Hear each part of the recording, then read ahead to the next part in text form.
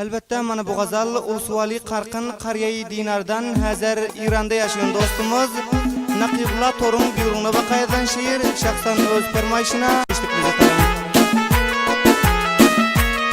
Aydın Musik ver Türkmen Radyosu'na fermayışına dinle. Rakiplar arağa girip Süver yarımdan ayrıldım. Gittiler güllerimi tirip Vah baharımdan ayrıldım. Gittiler güllerimi tirip Vah baharımdan ayrıldım.